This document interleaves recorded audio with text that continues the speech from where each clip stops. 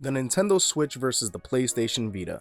I know at first glance the notion of this might actually seem a bit ridiculous, because while the Nintendo Switch is breaking all kinds of records worldwide, at the same stage in its lifespan, the PlayStation Vita was struggling to even stay relevant. This video isn't an attempt to make a case for the PlayStation Vita, or an attempt to discredit anything that the Nintendo Switch has accomplished. All I'm simply trying to state is that although Sony missed the mark big time with the PlayStation Vita, the Vita and the Nintendo Switch aren't as far apart as you would think. When it comes to performance and features, both consoles are actually comparable.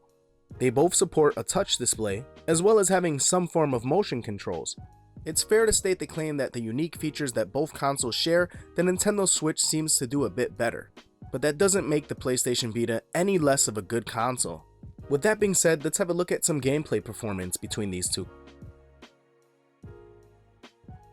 The Nintendo Switch has done a fantastic job of porting over some high graphically demanding titles. A game like Wolfenstein: The New Colossus actually runs really good on the Nintendo Switch.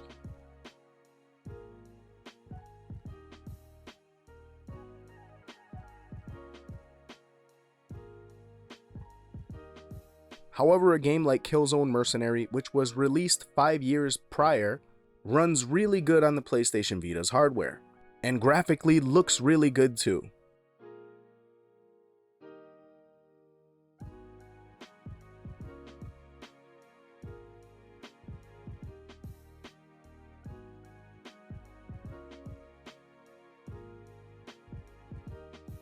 Mario Kart 8 looks and plays great on the Nintendo Switch and is pretty much a must-own. I absolutely love this game.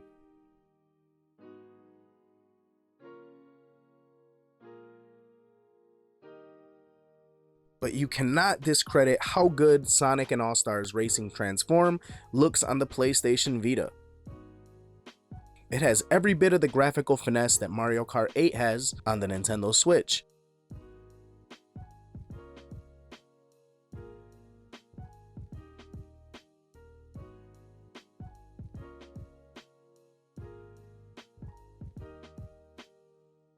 The Nintendo Switch port of MK11 is far from perfect, but it's really impressive considering that you're playing this game on a handheld console.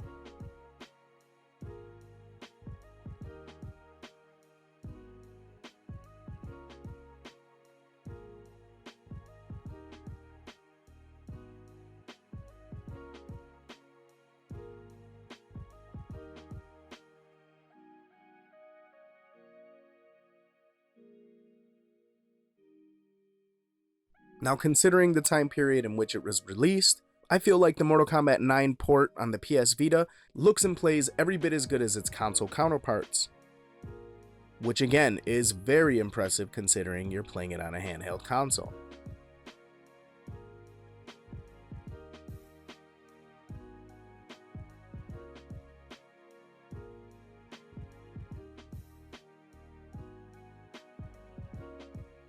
Now, one of the elements that make the Nintendo Switch so unique are its 3 points of conversion. The fact that you can play in handheld mode, tabletop mode, and console mode. Personally, I find tabletop mode to be specifically unique.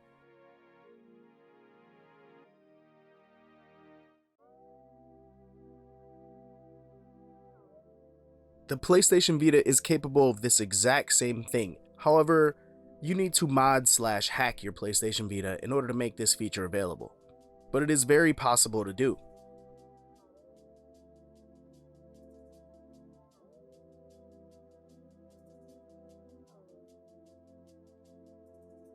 As a matter of fact, through the simple process of modding your PlayStation Vita, you can unlock all kinds of features that the console previously didn't have. One of these features includes unlocking the PS Vita's PSP emulator, essentially turning your PlayStation Vita into a 2-in-1 handheld.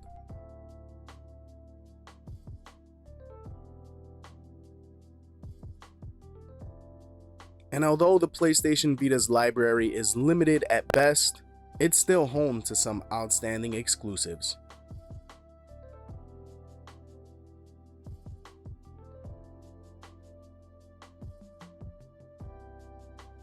At the end of the day, the PlayStation Vita will be known as a console that never really lived up to its potential, but it did pave the way so that a handheld like the Nintendo Switch could exist.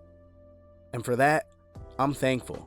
The PlayStation Vita is still definitely worth owning, and once modded, becomes that much more palatable. If the PlayStation Vita had been receiving the developmental support that the Nintendo Switch is receiving now, who knows what kind of handheld this could have been. But I guess we'll never know. Hope you guys enjoyed. Until next time, this is Ness, signing out.